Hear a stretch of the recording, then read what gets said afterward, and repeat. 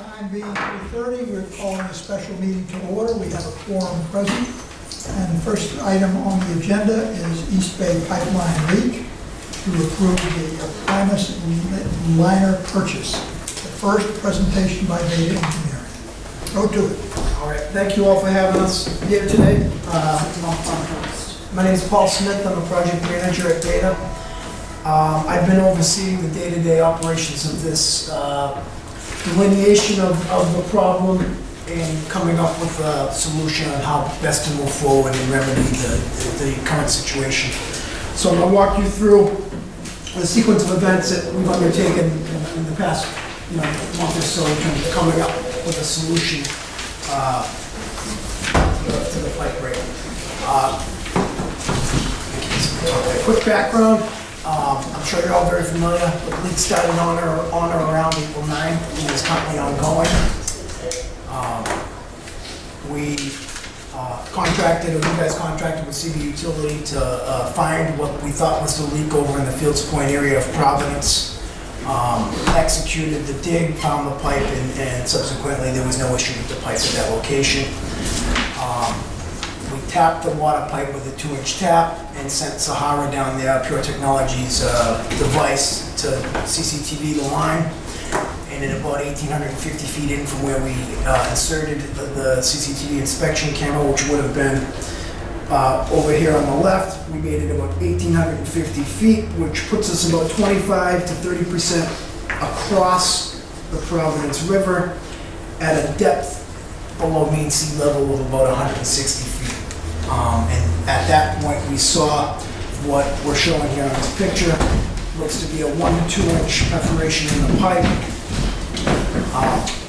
When we got to that location, unfortunately, the mechanism that would drive the camera down the pipe got sucked in there due to the velocity leaving the pipe and damaged the equipment and made it unfeasible to really go much beyond there. What it did tell us is that just prior to that, 40 feet prior, there was acoustically another hole. We didn't get as strong a visual on that hole as we got here, but we know at least we've been dealing with those two situations with the pipeline. So additional inspection beyond that was not feasible at the time.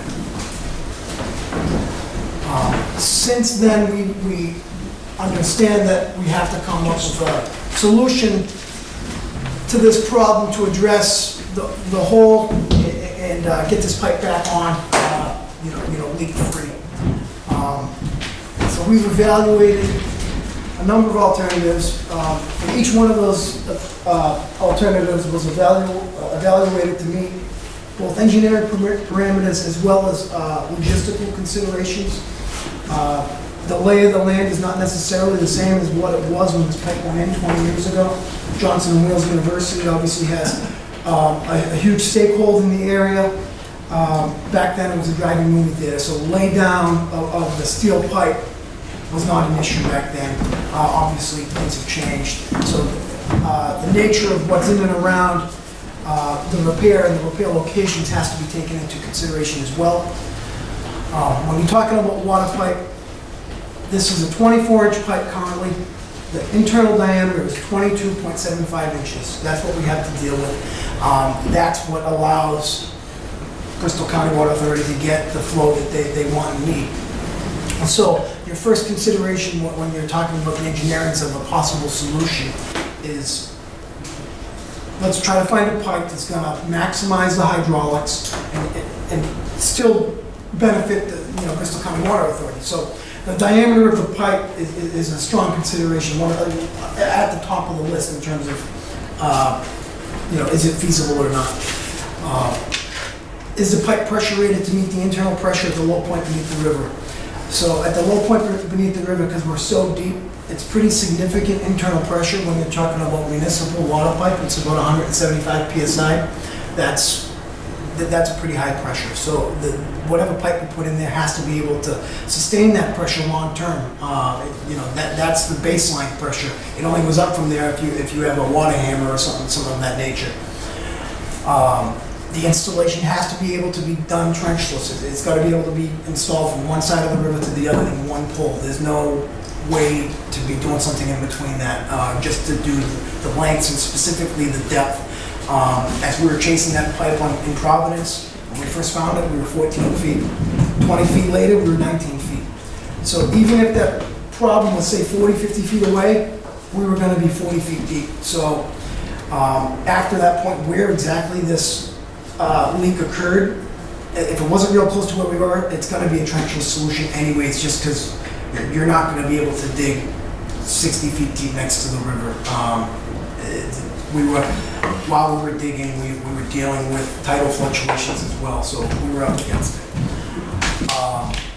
And in addition to that, we're looking for provides the fastest installation. We're trying to solve this problem as quick as we can when we're out there.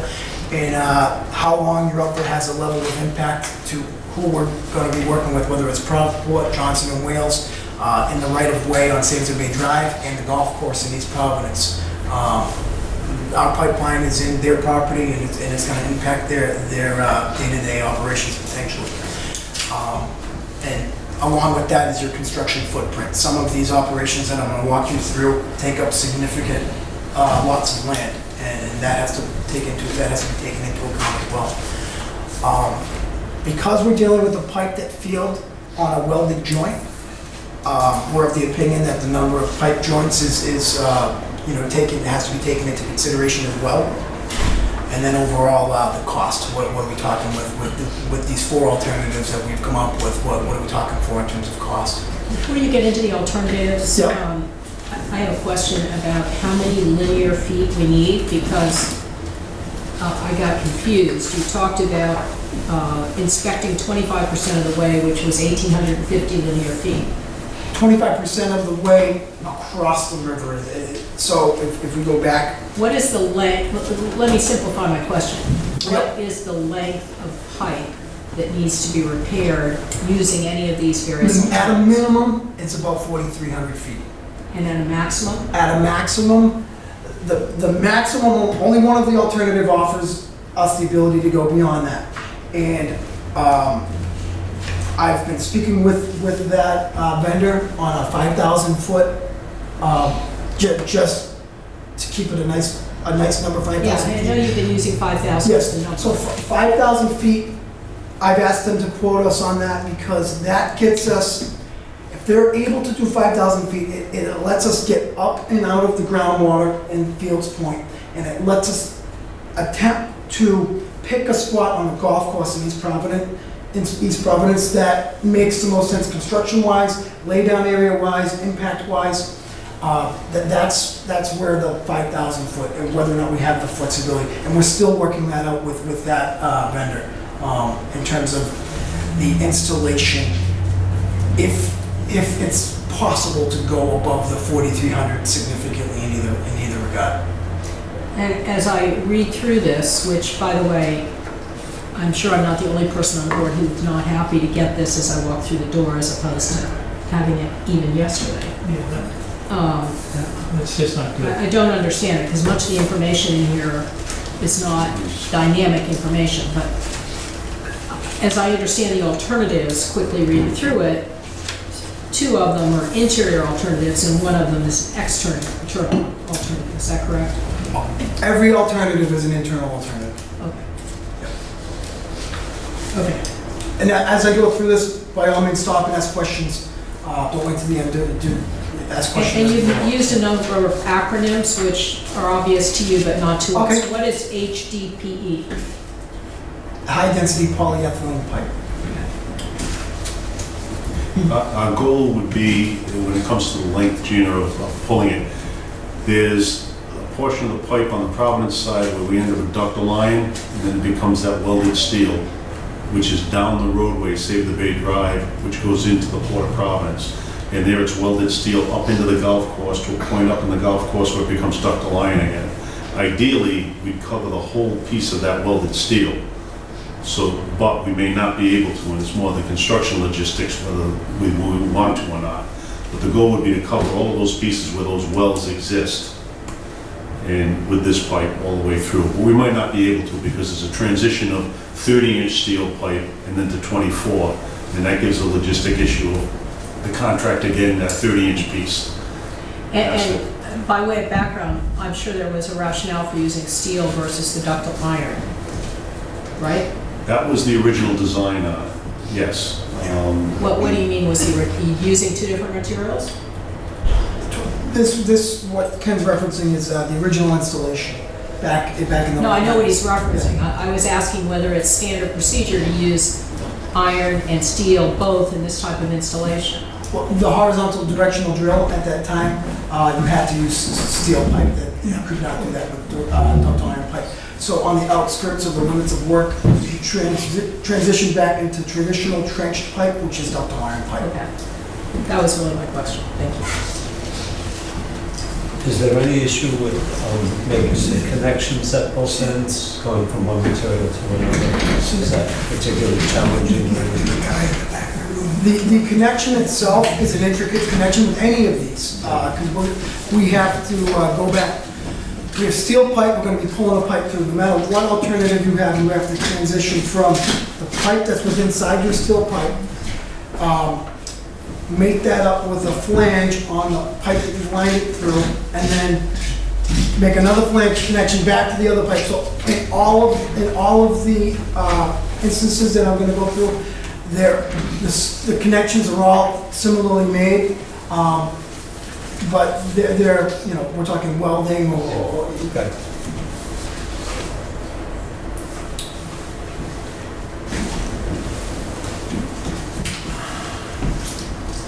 All right, so I'm going to walk you through slip lining. This is a rehabilitation method of both water and sewer mains throughout the world. The manner on which it's done is you have access pits constructed on each end.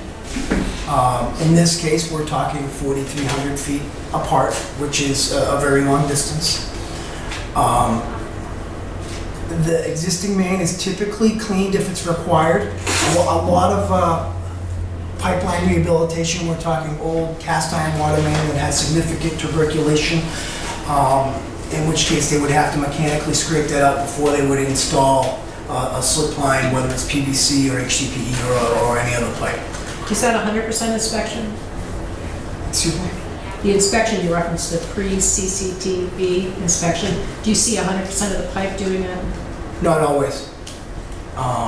Ideally, you hope to, but in this case, One of the dilemmas on the TV inspection, we find the Sahara that we attempted to push through, flowing with the current, had a 6,000 foot capability. Other than that, the conventional sewer camera, coiling camera, in the country is 2,000 foot limit. It's the longest cable in the USA. So we're limited a lot by technology, even though it seems common sense it should be able to happen. It's just not there all the time. Is this done live? There's flow in the pipe? the Sahara was. When I'm talking CCTV inspection here, Yeah. this is after the pipe has been turned off and cut open, and you would put, as Ken referenced, a small robotic camera and drive it down the pipe. Unfortunately, National Water Main Cleaning Company, from the best of our knowledge, is they have the greatest ability in the country in terms of what they have for equipment, and they can go 2,000 feet. 2,000 feet in either direction still leaves 500-600 feet in the middle that's untelevised. That's why I say if possible. So that's one way. Let me just ask a question about that. We can't be the only place that has 5,000 linear feet of pipe under something that's impervious that needs to be inspected. So why does technology not permit that type of inspection? So I hear what you're saying, but this 4,300 feet, this is pushing the limits of available solutions. There's only a handful of solutions that are available to I wasn't asking about solutions. Yeah. I mean, a 5,000 linear foot pipeline does not strike me as being out of the ordinary. I recognize it's inaccessible. That's the key though, because 5,000 feet pipelines exist, hundreds of thousands of feet, every community has, but at that point you have the ability to close a valve, dig a pit, and minimize those distances. slip lining itself, it's far more common on smaller distances. And that's why I say if possible, because CCTV inspection is the ideal method to pre-characterize what you're up against. But those are normal situations where this is a unique situation. Was Beta the engineering company that was involved when this was No. constructed? Yes, Yes. yes. Not myself, but yes. Okay, so why was that issue not something that was carefully considered when this pipeline was installed? That it would have to be repaired someday? We were directed by the state to do this drilling. We had originally intended to trench. And we were told by the state law, this is what we had to do. I didn't mean to shoot him, but you told me to do it. I don't regard that as a meaningful answer. I'm sorry, that's I would offer to what Alan's happened. point, because I was running the water system on the other side of the fence. This whole process was not a water engineering process, it was a political process Right. as to how it got done. And, you know, the one thing that I've always advocated for when you build something, you look You forward need to 20 be able to years. repair it. Exactly, It's- look forward it's 20 years. to construction how we do it. 101. One of the main dilemmas, a lot of the TV, the wastewater, the sewer cameras are not meant to be underwater. They're looking, you can raise those above the flow level. This pipe is going to be full of water 100% of the time. There's no way we can get it out. So did Beta deliver its opinion to the Bristol County Water Authority at that point in time that this was not what you would recommend? Oh, I can't speak to that. It's 24. Yeah. Doesn't make any difference. Well, even if whatever happens then, the fact is. I know it's water The fact is, we're over here there now. We've got to solve the problem now. Let's get through the thing and save the questions till the end, and then we'll come back. I'd like to make sure we see the whole presentation, please. I mean, we'll get all your questions answered, but That's let's, fine, but as we go Let's get- through, I'd like to understand what annulus is, for instance. So I'm going to talk about that right now. So when you're pulling a pipe through a pipe, the space between, what I'm putting that here in the picture, that gap is the annulus. Rule of thumb, when you're pulling a new pipe through a host pipe, rule of thumb is you want to have 10% clearance. So if the ID of the 24 inch is 2275, you want to have 2.275 inches of annulus in order to minimize the friction, because there's a lot of friction pulling this pipe through. It's got to navigate the path of the steel pipe. So the industry standard rule of thumb is 10%, which essentially drops the OD of the pipe you're putting through there, a max of 20 inches in order to satisfy that rule. So this slip lining that I'm speaking now is PVC or HDPE. They're the most two common pipes to do this. This is a picture of how it's done. And you can see the annulus as well. On the head would be a drill head essentially that's connected to the pipe. The pipe is up and out of the trench and it's being pulled to the other side with a cable. And that's a picture of it done in the field right there on the bottom right.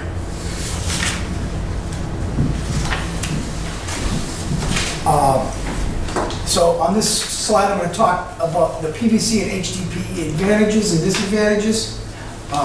They're both standalone structural liners, so both structurally, if you could get them into the pipe, they would work. What is greater about PVC is its cross-section, the thickness of the pipe down the bottom of this schematic. The OD, outside diameter of that pipe, is 19.5. So by the rule of thumb, you can get it through that steel pipe. It meets that 10% rule. The ID, the cross-section of flow that we're going to be able to push through that pipe, is now a 17.2. So you've gone from a 22.75 down to a 17.2 with PVC.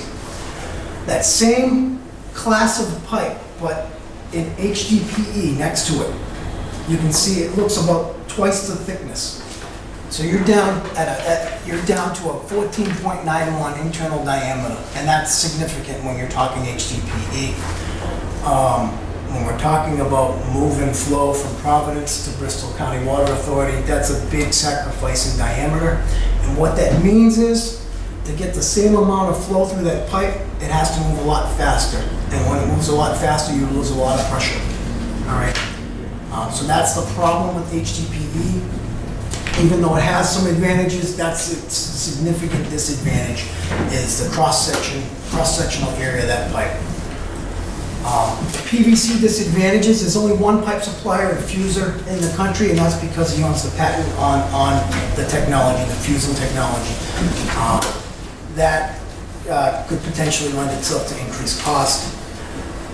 Either of these methods, they have large laydown areas because you have to fuse the pipes together. They come in By four. laydown area, you mean the area above ground where you need to Yes, your operate? footprint, your construction work zone. So these pipes will be dropped off on site in a on a tractor trailer 40 feet in length. You would have a fusing station set up where you would have basically heavy equipment holding the pipe up, and they would be fusing the pipes together to string out 100 foot, maybe probably longer. They'd like to do usually 1,000 feet at a time. So you would have 4 1,000 foot strings of pipe sitting on the golf course. With our contractor helping facilitate that fusion process. That would take about 3 weeks fusing time just to get all that pipe strung out and ready to go. At that point, whether it's HDPE or PVC, once a cable was established from one side to the other, they could start to pull it through. The pipes that you'd have 4 1,000 foot sections, you would still have to stop and then fuse them together 4 times to make that continuous path to get from one side to the other. Furthermore, with PVC and HDPE, you don't have the ability to X-ray the welds as you do with steel, so it's more of a visual thing, and you're really putting a lot of faith and trust in the guy doing the fusion services. Unless, of course, you do it 1,000 feet at a time. Up top, you could introduce low pressure air, a couple PSI to see, but you'd still need 1,000 feet laydown area on either side in addition to your work zone. So all of these alternatives involve non-inspected joints? These two do, yes. One of the other alternatives later on essentially is jointless. That's the Primus? Yes. In terms of cost for these two products, PVC installation cost is about $600 a foot.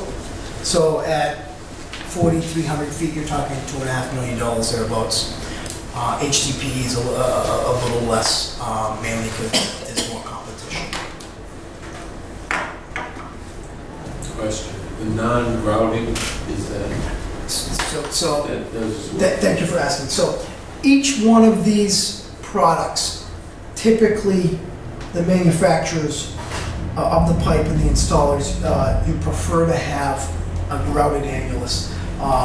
And this is done a lot in the sewer industry, where you say you have a 500-foot section of sewer, and it's an old concrete sewer, it's deteriorating due to sulfides. You put an HDPE pipe in there, and now that pipe is sitting on, you got a big pipe and then you have a smaller pipe sitting on the bottom. You could excavate down to the top in a couple select locations, drill a hole, and inject a grout slurry in there, and that's to do a couple things: prevent further deterioration of the pipe and a cavity and a collapse of the pipe and the corresponding utilities above. But it also makes the pipe stronger, because part of what makes pipes strong when they're buried is the surrounding soil helps to prevent that pipe from squishing. It helps the hoop stress of the pipe, makes it a stronger pipe. So in this case, due to the length and nature of this job, injecting grouting a steel pipe underneath the river in each direction a couple thousand feet, it's not achievable. It's not something that can be done. So if we went with either of these alternatives, the pipe would be floating within the steel pipe, which is a little contrary to industry's practice for this type of application. the pressure you're gonna see along the pipe by not grouting is gonna be the 100+ pounds continuous? The internal pressure, yeah, is 175 psi. The external pressure, due to the static head of the river Right. going through that steel, that's about 75 psi. So you have a pipe 175 pushing out on the out walls. the plastic pipe, say it's a PVC pipe, and you'd have 175 PSI pushing out on the walls of the pipe. You'd have 75 PSI pushing out from the exterior on the wall of the pipe. That'll be continuous no matter what pipe you put in there, right? Yes. Yeah, those are conditions we can't change.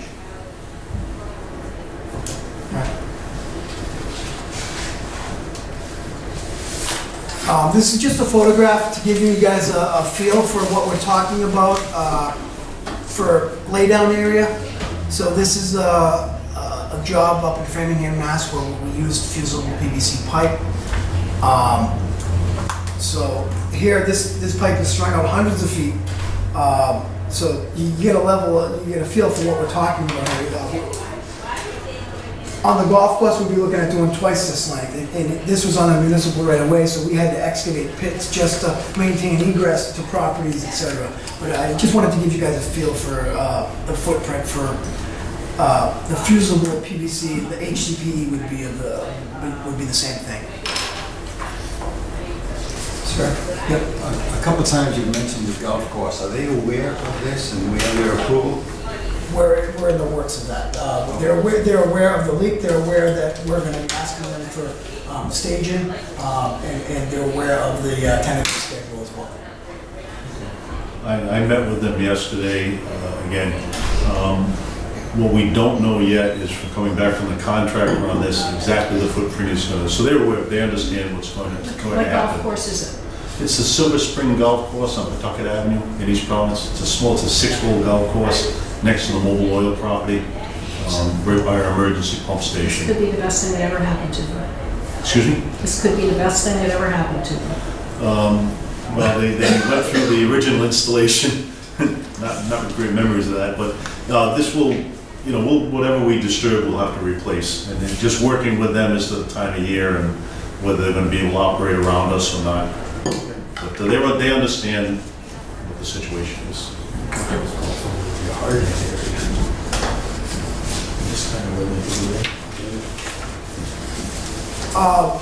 So this is called swage line.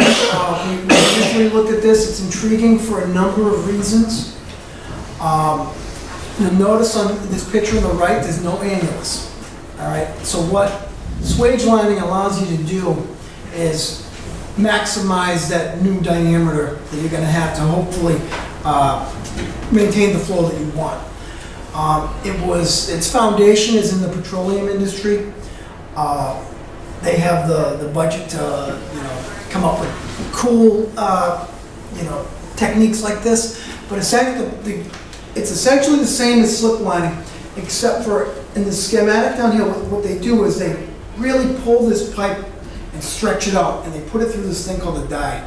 And what we would do in this case, if it were to be a feasible alternative, unfortunately it's not, you could take a 24-inch pipe, stretch it out to make it, say, 20 during the installation, get it all the way through, relax on the tension, and the pipe rebounds, and it rebounds to a tight fit, like that picture's showing. Why don't you tell us why it's not?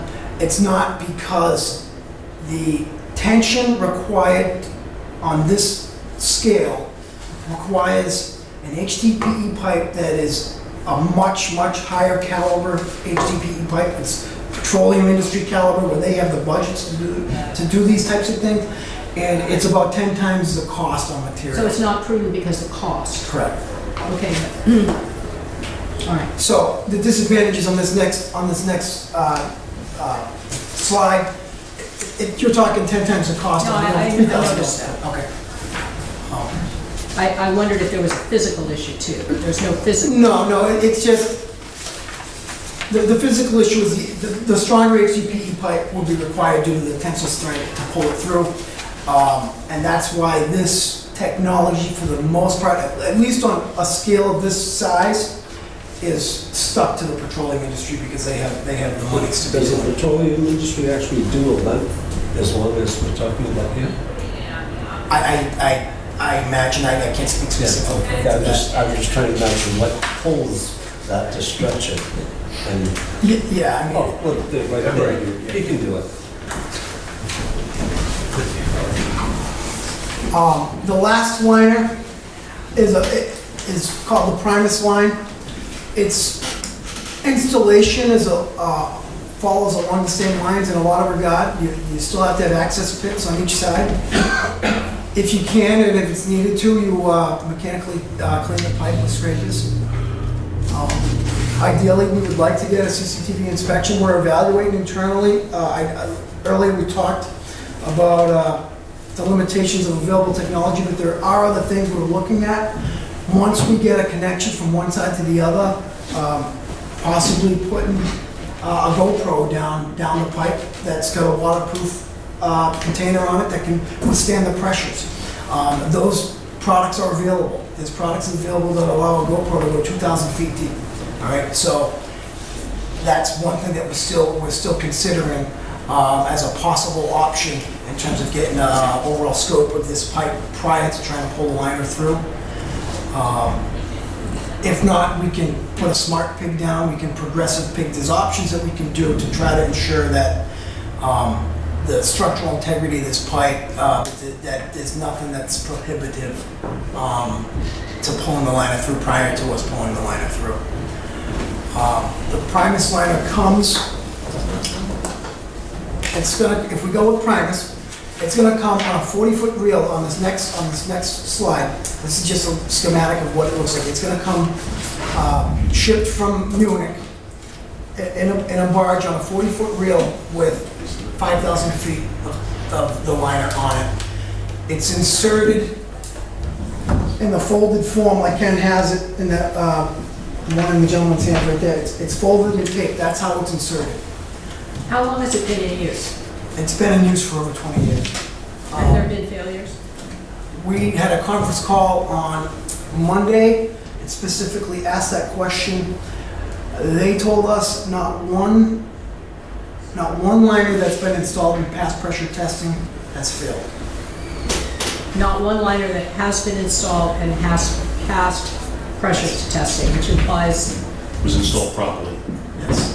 well, it implies to me that there have been liners installed which were not pressure tested that have failed. No, I read it as there maybe were some logistics around. He did mention that was getting into the site logistics. I interpreted that as there was potentially a job with some logistics that prevented it, whether the pipe was in a field condition that would prohibit the installation. So if this hypothetically failed after 20, 30 years, can it be removed Yes. and replaced? Yes. Okay. As long as the steel pipe is still intact, you would still have a hose pipe to deal with. Okay. So the fabric material in between is Kevlar. It's woven together, that's where it gets its strength. It's very thin wall compared to an iron pipe or a steel pipe with the same pressure rating. That's where Primus gets its big benefit over the competition.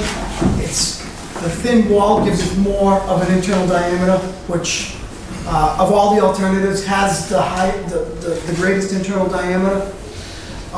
And the Kevlar gives it this tensile strength. Kevlar's tensile strength is in the order. It's approaching steel, so it's a strong pipe. How does it go from the folded to a somewhat circular? So, in a typical installation where the existing hose pipe is not full of water, they inflate with 10 psi air, and that's enough to pump it over. And In this situation, we can't use air because we're gonna have 75 psi from the Providence River pushing down on the pipe. So we have to overcome that pressure with water pressure. All right, so we're gonna have to fill this pipe with water to. does it have to be hot?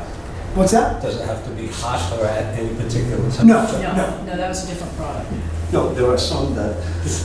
Like in the sewer industry, there's a lot of short-in-place pipe technologies, there's a lot of rehabilitation technologies that require an exothermic reaction in order to facilitate. Right, that's what I was wondering about is, okay, you push it out, how does it always achieve a, because you're talking about trying to maximize the size of the pipe. Yes. Do you get a perfect curve? It only or needs near 10 perfect? psi to get that perfect curve, so You should only need 85, 90 PSI of water at the low point to get that curve, to get it fully circumferential. That's the post-install. Correct. Because of the conditions of the water within the pipe. So if all of these alternatives were the same cost, and it appears 3 of them are, and the 4th one is much more expensive, but let's just assume they were all the same cost, which would you recommend? Primus. Why? Because it's seamless. It's got two joints. Because what? It's seamless. It's got 2 joints, one on each end. And its footprint, the ease of installation is, it's, in my opinion, better. The level of disturbance better. And I think when you put all the things when you put all of these variables into the equation, Primus comes out. You know, the level of impact and the number of joints. And the number of joints, I think, needs to significantly be considered, because on this level, we're talking on both HDPE and PVC, about 115 joints. Yeah, I see that, and they're not inspected, and it would appear from that material that your weakness there would be in the factory if the weaving of the Kevlar wasn't adequate. Yeah, that's a very good question. And there's tolerances built into the equipment at the German facility that if even one fiber breaks, it stops. Okay. And that product is trash and it starts again. Because that weaving is, Yep, it's It's a critical. very high QA/QC, computerized operation. I've had conference calls specifically on this topic. All right. So I'm trying to picture this 5,000 foot of this material that's been folded up on the manufactured and is going to be shipped here from Germany. And I'm thinking of a ball of string, and I'm trying to figure out how big that ball of string is. I mean, it just seems incomprehensible. So this picture right here, this reel, Yeah, picture that, right. 40 feet long. Yeah, All right, right. and that's what it's gonna come.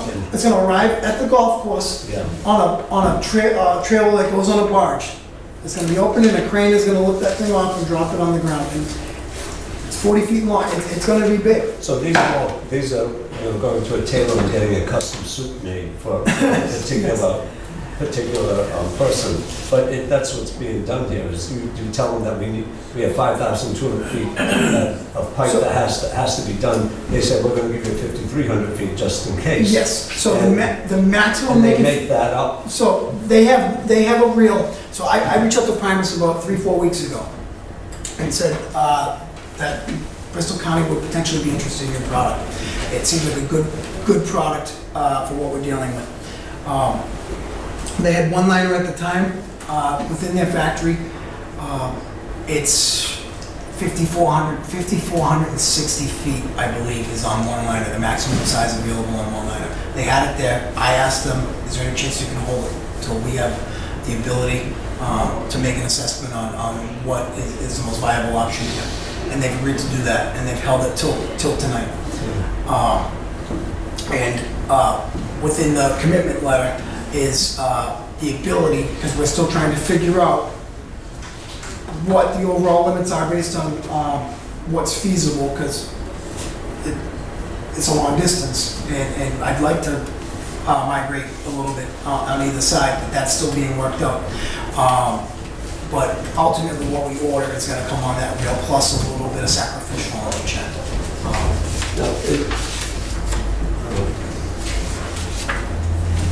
Is this all manufactured overseas, and is it being used presently in the United States? Yes. It's installed all over the world. Right. it's German, it's patented. Yes, it's installed all over the world. It's been installed in the United States. One of the jobs in the packet I gave to everyone, there's a job that's probably most comparable to this, not completely, but size the same. They had a 2,500 foot pole and a 1,500 foot pole, and that was in Oneonta, New York last year. All right, I spoke with them, and the job was a success. New York City? Or? Oneonta is upstate New York. It's adjacent to Cooper's County. Yeah, okay. Is this pulled through the same way the other? Yes, materials would be? yes. So one of the difficult parts on a job of this size is to get your primary connectivity from one side to the other. All right, that's going to be done the same no matter which of the options are. All right, and that involves putting what is we call it in the industry a pig on one side and flushing it to the other with a string attached to it. We'll call it a string, but you're going to have to go back and forth, and with each time you go back and forth, you're increasing in the strength of that string until you get strong enough that you can hook a cable to it. All right. At that point, once you get your cable connected, you can start pulling the liner through. But to backtrack a moment on your question in terms of Primus versus the other huge point is Primus prefers a non-grouted annulus. I saw that. All right, where the others prefer it. Yeah, We can't get a grouted annulus. right. That's an important part of this decision making. Do they all have they all basically weigh the same? They have the same unit weight, or are they, I'm just thinking of pulling things through. No, they do. They don't all have the same unit weight. I believe this one's the lightest, followed by PVC then HDPE. I believe, but I'd have to check into that to know for sure. The water is going to should help facilitate in either regard, whether it was PVC or HDPE, because you'd want that. If you have a PVC pipe coming through, you'd want that to get full of water as well, so it's not buoyant within the pipe, because if it was, it's going to want to sit on the top the whole time, and you're increasing your friction. You kind of want to have that float as best you can through the pipe while it's being pulled to minimize the drag.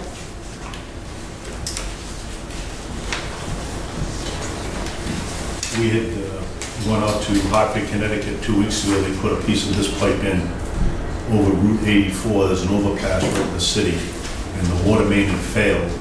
And they were looking at replacing and repairing that water main to require them to dismantle the overpass and close the highway. So Made it into a car wash. Excuse me? They could have made it into a car wash. Yeah. Well, I asked them if they charged for the cars riding underneath it, but they did this, and Mike and I went out, and it was a little bit more than a 100-foot pole, 120. It wasn't that long, but we were able to see it in action, and the fusing and the couplings on each end. So it was impressive. I had my doubts before I saw it. Their methodology was a little bit of confidence building on it. It was good. As you go through, what kind of abrasion testing has been done on the jacket?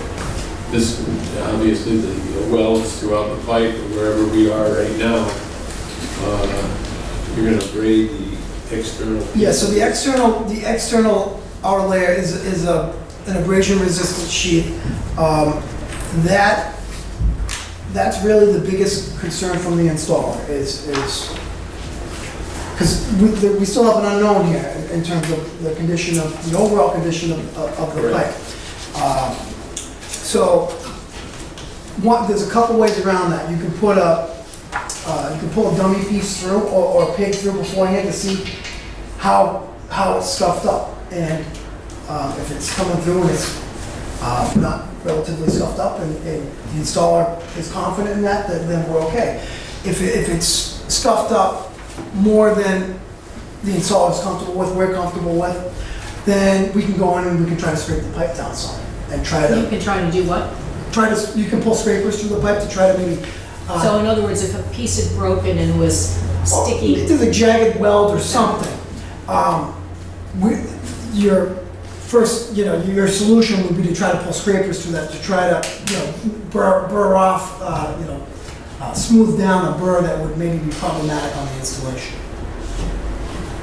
how difficult is that? I mean, pulling the scrapers through is industry standard. The difficulty would be, depending on what you're up against, getting it smooth.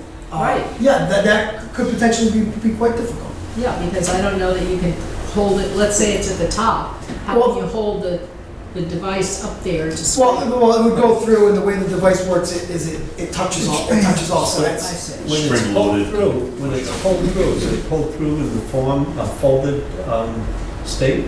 You're talking about the Primus, not the scraper. Oh, I'm sorry, okay. The Primus is pulled through in a folded state, so the one thing to consider too is the cross-section that's occupied by any pipe we pull through, the Primus is gonna occupy the least cross-section. So if there's anything wrong with the pipe, it's the one that's got the best chance of getting through the pipe. Right. So even if there were a jagged well, a piece of weld that had formed or something had cracked and was sticking in, that would almost form around it when you inflated it, wouldn't it? I'd say you cut it. You know, I think, if I look at this, even once you put it in, and you do have some burrs or something like that, and we're gonna have movement in the pipe, and just pressure variations and moon high tide, I would think I'm gonna do something.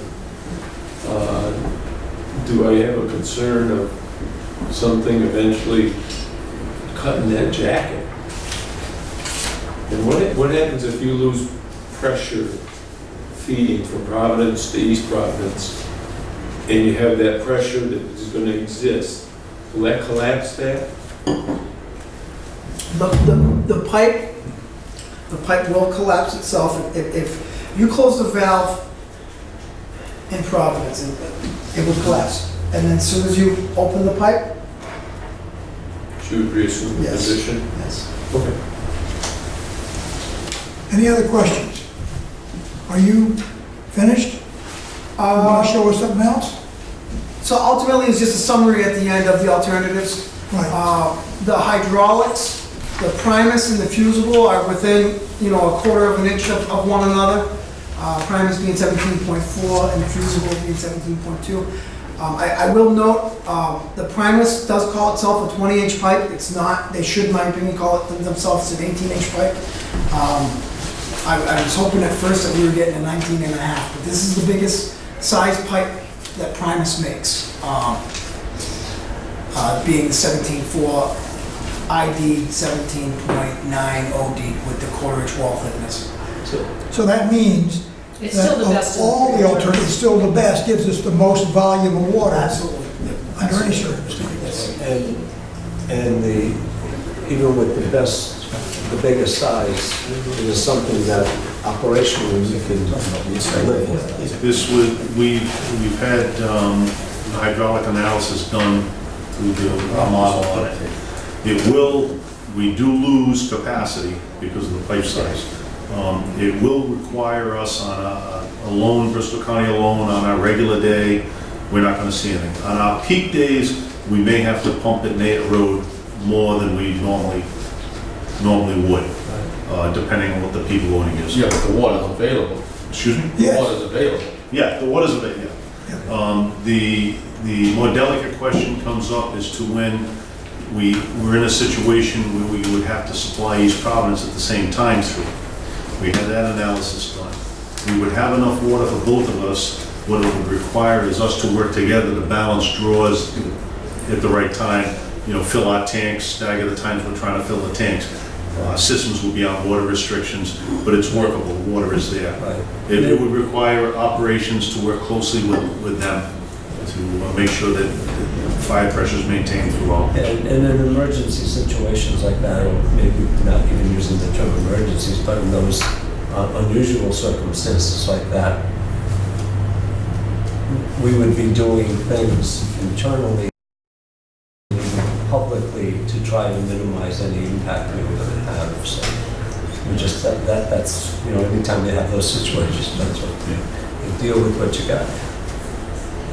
This is, unfortunately, it's not without risk, But nobody's got a better but idea. there really isn't any other options, Now, other than drilling a whole new pipeline. who does the installation? Like in the other two cases, one of the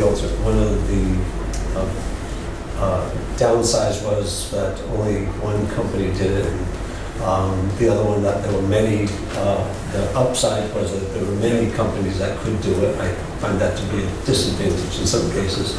But here, is it the factory workers or So something? how it works is, and how we've arranged it right now, is that Bristol County Water Authority is gonna purchase the liner directly Right. from from Primus itself. They've got it sitting there waiting for delivery. That's critical because it's gonna take on the order of 8 weeks to get from Munich through customs in New York City and up to the job site. In an ideal world, you would pass that through the contractor and have him handle that, all right? But what we're gonna do is, we're gonna bid the job for installation. You have to be a licensed, certified installer. You have to have the certification from Primus, Right. that you're one of their certified installers. That's a minimum requirement. Furthermore, will require that you've had a number of pulls of, you don't just have the certification, you've done a job or two. So that's gonna be public procurement in all likelihood of a certified installer. And we're gonna try to coincide them awarding the job, them mobilizing to the site. As they're mobilizing to the site, the thing's coming up from New York City getting on site. Yeah. All right, and then the two will come together for the installation. Yeah, and almost anybody that was at the Bay Commission when this occurred probably has just about retired, and I'm wondering if Paul knows you still there. But if you know Paul, what we had a similar but a sewer issue where we were going to slip line a very large diameter pipe in North Providence, and we basically specified some in situ form to be done. And we selected the company to do it in situ form. And we had that challenged by the low bidder who had no experience doing this whatsoever, but they said they could do it. And I'm not remembering a lot of the detail, but it did go through arbitration, and we lost in arbitration. We were required to hire the company that didn't have the experience to install this. They then started, and they failed miserably, and then we ended up hiring who we wanted to hire to begin with. You didn't write the spec correctly to start with. Well, everybody would say that wasn't the case, but it would seem that way in retrospect 20 years later. But my only point here is, think about what I just said. What choice do you have? No, All these things that No. questioning. We went through this at the big What commission. choice do we have at this point? You're really not offering any details on that, so I think it's not I really. No, I'm saying, talk, if Paul Nuts from chief engineer is still there, and I know he's going to be retiring sometime this summer, and you know him very well. There's always a chance for a big protest, Yeah. whether it has merit or not, you know. I understand that Well, very that well. leads to the next question, which is how many contractors are certified by Primus to do this work in the United States? At least 15. Yeah, we're not there yet, so Yeah, that's so, going to be a but there are varieties. Yes, and I've had this conversation with Primus. I said, the last thing we want is to order the liner and we get no bids. Because typically contractors, they want to buy the material so they can mark it up a little bit. So I've had that conversation multiple times. And it's not a concern of theirs. They have spoken directly with a number of contractors and said, would you, and asked the question, would you still bid this job if they procured the liner themselves? And they said, absolutely. It's not our preference, but we would absolutely still bid the job. All right, so we vetted that out, and I've had that conversation specifically with one contractor. The same conversation, just to make sure. I'm not concerned with that because my feeling is in this kind of situation, we should procure the materials ourselves. If we don't, then that 8-week schedule won't happen till September. Won't start till September. I'm Scottish. I'm all about why pay the 10 or 15 or 20% if you don't have to. We'll pay it someday. We'd like to check with. Well, I think the important thing too is that it's the lead time that's really. No, I get that. Yeah, so there's a couple different pressures here.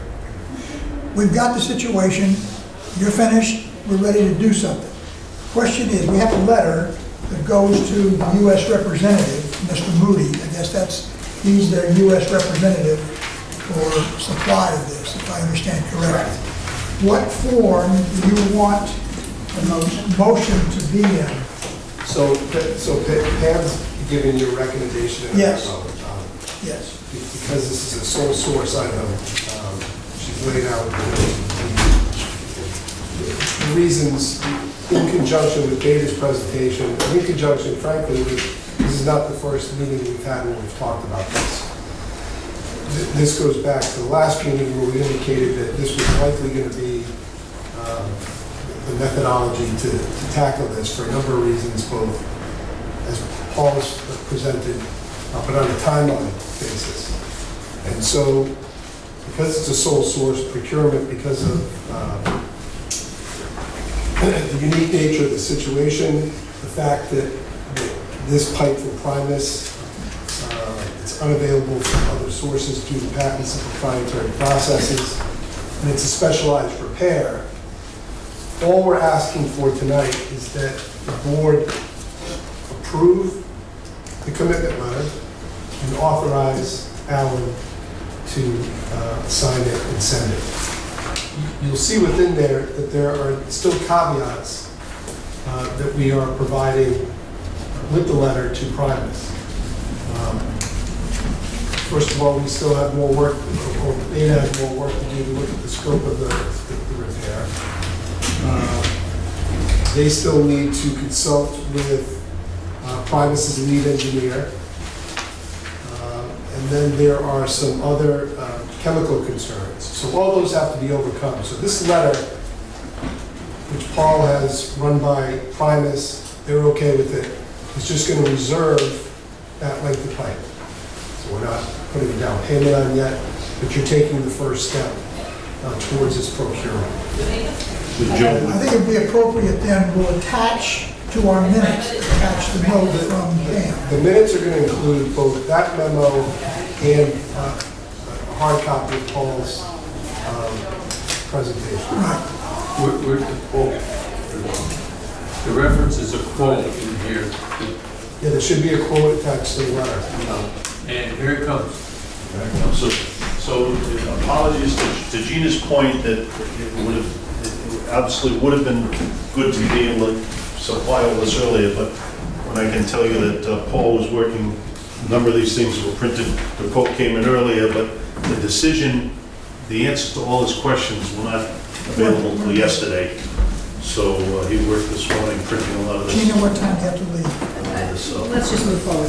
Okay. I'd like to move that we approve the commitment letter drafted by Pam and authorize the chairman to sign it for committing to purchase the Primus liner with the caveats noticed in the letter. Second to the motion? Second. Any further discussion? All those in favor, raise your hand. It is unanimous. We move forward. So Alan's going to sign that, send it off, and then obviously we're going to keep you apprised of what's going on. And did you want a motion to authorize the bond refunding? My understanding is it's not necessary to make you aware of it, but the motion is apparently not necessary. It's just an internal function. But Mark will tell us on that.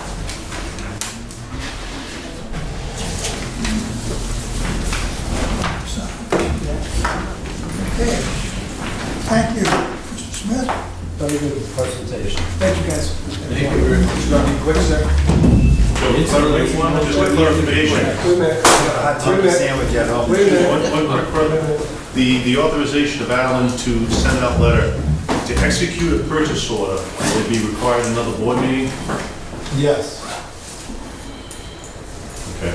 Well, that was my understanding, that we were just saying, because But just looking at the time, When do you estimate requiring a purchase order? probably have to have the purchase order out for July 1 if we're looking at 8 weeks. That's July and August. Why don't we have Why a don't we have a purchase order second motion? subject to satisfactory compliance with the letter? I'll make a second motion authorizing that you move forward with executing the purchase order subject to satisfying the various items in the commitment letter. Second.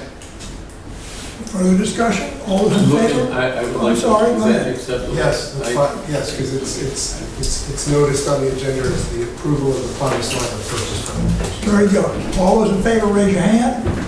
Again, it is unanimous. So we got that nailed. Next item? is approval of certificate. My understanding was approval by the board wasn't necessary, but Rules not necessary.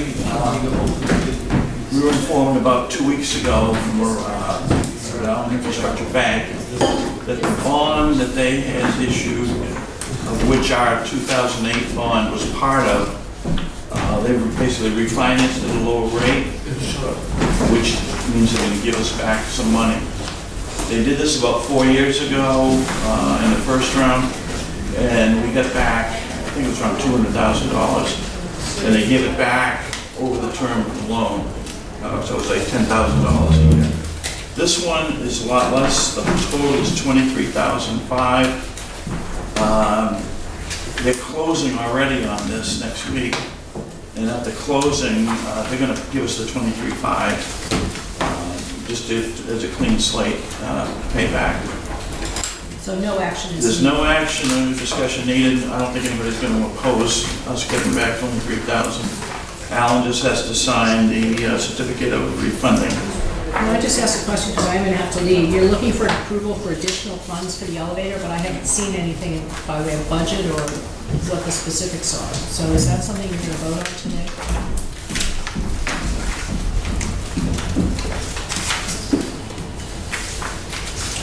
Yeah. That was the increase in the size of the elevator to go to all floors. Yeah, I It want was 20 grand to increase the Attached to architecture. the last page of this. the last one.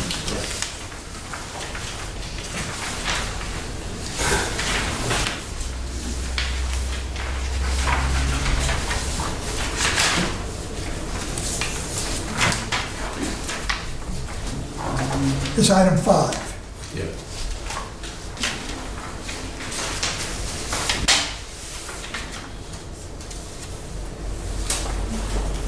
The details make it see. bigger, so that the ambulance, excuse me, so the stretcher can go through, the gurney, whatever it is. Yeah.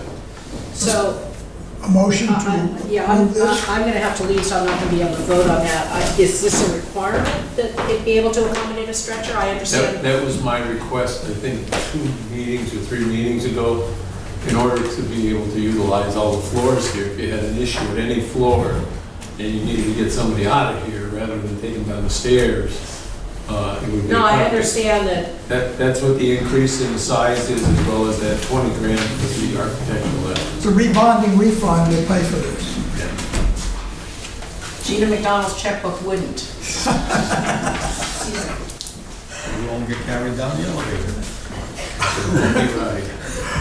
Well, we got it open right now, and I have a motion to approve this. Second. Further discussion? Just a question. Yeah, It's being increased from 6'8" by 4'3" to 6'8" by 5'5". Yeah. And I'm not understanding how that really, that In other words, 1.2. if you went straight, you can't go straight in with a stretcher, Yeah. no matter whose it is, but you go in at an angle, Oh, okay. which allows it to do. And most nursing homes are at that size as well. Not the hospital. I think we Hospitals could only are- hire people that were 5'5" and shorter. We usually break their legs and, no. Fold them in half like that. can't you tilt the thing up to take it? It does, in the front of the stretcher, does fold down in order to accommodate you to get a person in there. But the bigger issue in my eyes is that you don't go down the stairs with anybody, especially my size. It's a detriment to the people carrying that person. Never mind the person, if you have to slip and fall out of the chair or something. It's a heck of a bounce.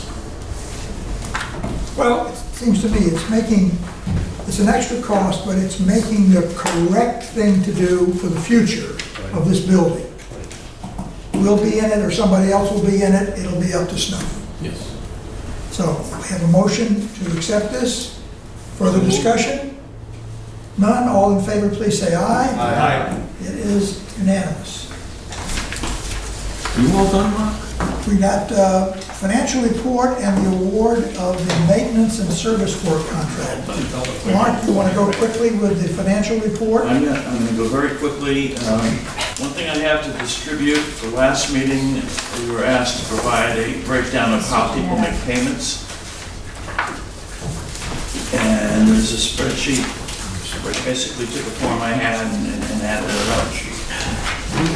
But you can take a look at that after if you want, but if you include people making payments, having their bank write a check, which is the bank option there, still close to 80% of people use checks to make payments here. Cash is about 4%, credit card 15%, ACH only 1% that do the automatic payments. So that's just an FYI. What is Patty's? What does that stand for? Which one? Patty's checks, what is? This is a tally we do every day. Oh, so I did Patty's it a by lunch, person. but these Lisa's a are, person. each person we get in the mail. The first person, she gets checks in cash. The second attendant gets checks in cash. Okay, so those are our clerks. These are Yes. daily proofs that I run through. Oh, okay, that's, And then I it's- didn't know I whether just that add was them. a bank. Patty. That was the Irish. That Irish bank. Okay. He's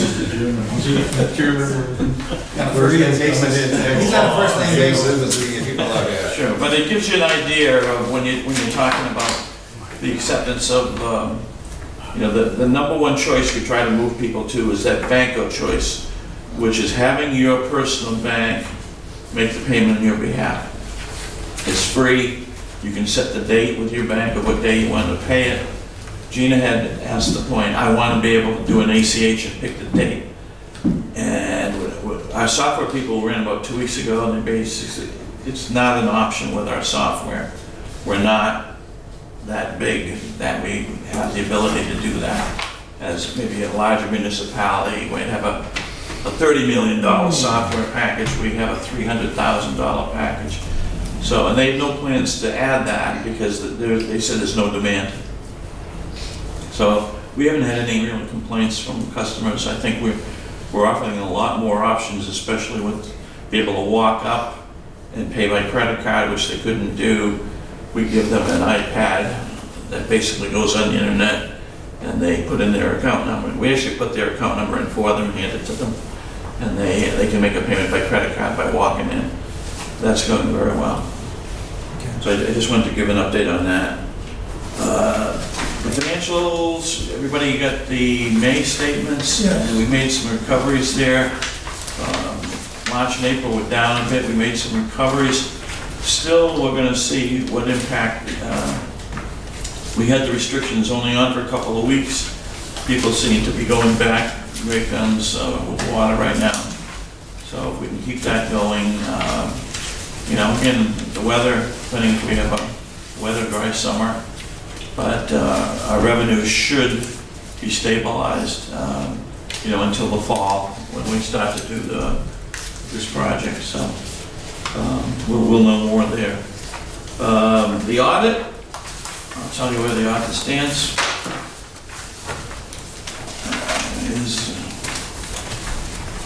We have a draft of the annual report that I have. Right now, Ken and I are working on this, going through it, proofreading, making sure everything makes sense. I have a draft from the auditors. I have not received the final. I was supposed to get it this afternoon. It may be in my email. But I've been working with them, going through questions I had. We're all making little changes back and forth. I already completed my MD&A to go, so what's going to happen is this MD&A will be inserted in the financials, will be inserted in the annual report, and hopefully within a week or so, we'll be good to go, good to print. And then that will be distributed at the July meeting, which I think is set for July 25th. It takes 2 weeks to print. July 25th is, okay. So that's where we are. We're all working to get this done, so. Very good. Great job.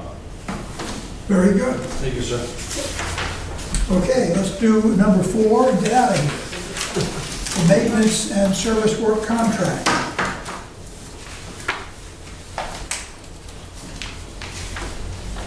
Motion, to approve. I'll move the Moved. recommendation of Seconded. the director. Questions? Question. Go to it. I understand you only got the one bid, right? And I have no knowledge of what a good value is or unit price for any one of these things. So my only concern is I only have one bid. And did you do any type of comparison to, I don't know, what the going rate is for any of these? Yeah. And is it- they're all in the ballpark, or? The numbers are fair. Yeah. The numbers are fair. We only get one bid. The dilemma that we had, one of the adjacent, Portsmouth Water had the same problem. Yeah. And this is why we purchased a backhoe and dump truck, because Landing Construction has been good. They've been very responsive. There's a number of operators. There are not as many contractors. The way the economy is going, there's not as many housing starts, not as many guys digging foundation. There are not as many people in this business, and particularly that want to be in the situation where they get called at 1 o'clock in the morning to come in and work all night. Then their next day is totally disrupted. Yeah. So there's not many people interested in being at our beck and call. So this is our goal, to be able to migrate to be able where we can support ourselves with our excavation needs, shortly down the line. To that point, we had backhoe training, we had the water come in, we had 14 guys go through the training with some talented people, so we're building that capability. Was this bottom line number reduced from last year due to the fact that you've increased? It wouldn't be reduced. We got to pay prevailing wage, so. We just won't use it. So to non-use, you just, should not. if you don't use it, it's left on the table. Right, that's just an estimate of what we, estimate of what we use. This is just like the parts. Yep. Got it. When and if we need it, we will buy from this company at these prices. Yep, I understand. But it's not an order, it isn't an order to do anything at this point, just saying it's a commitment. When and if we need it, we will buy from this company at this figure. Make a motion to be accepted as proposed. Second. Any further discussion? All those, it's not over 300, so not 500, we don't need a hand motion. All in favor say aye. Aye. It is unanimous. And with that, I think our meeting is ended. I'll look for a Motion